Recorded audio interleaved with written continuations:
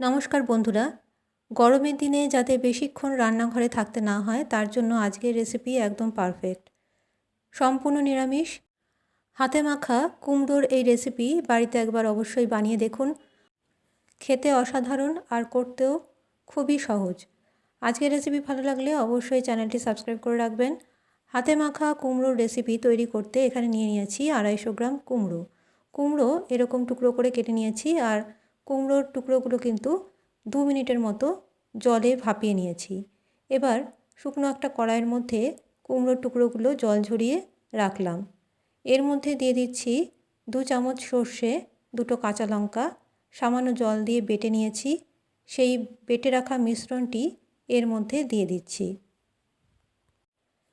এবার এর মধ্যে দিয়ে দিতে হবে হাফ চামচ হলুদ গুঁড়ো, দিয়ে দেব স্বাদ অনুযায়ী লবণ। লবণ দিয়ে দেওয়ার পরে এর মধ্যে দিয়ে দিচ্ছি 1 চামচ চিনি। এর ওপর থেকে দিয়ে দিচ্ছি 1 বড় চামচ সর্ষের তেল। এবার সমস্ত উপকরণ কুমড়োর সাথে মেখে নিচ্ছি, তবে এখানে হাতের ব্যবহার না করে একটা চামচের সাহায্যে সমস্ত উপকরণ কুমড়োর সাথে মেখে নিচ্ছি।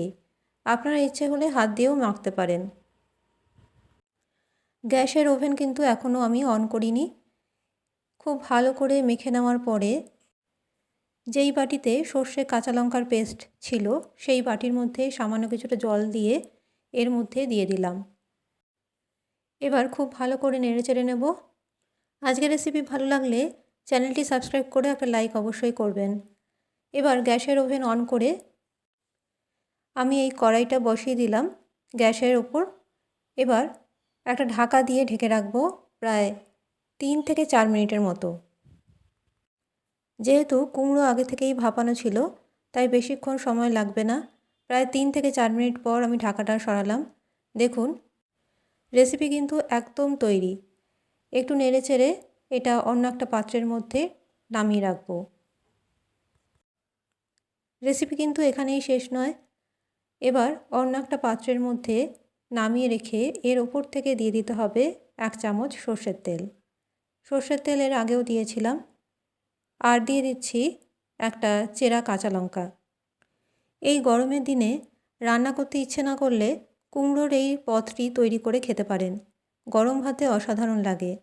আর আজকের রেসিপি ভালো লাগলে অবশ্যই একটা লাইক করে শেয়ার করবেন রেসিপিটি। আর নতুন বন্ধু হয়ে থাকলে চ্যানেলটি সাবস্ক্রাইব করে রাখবার অনুরোধ রইল। আজকের মতো আমার রেসিপি তাহলে এখানেই শেষ করলাম।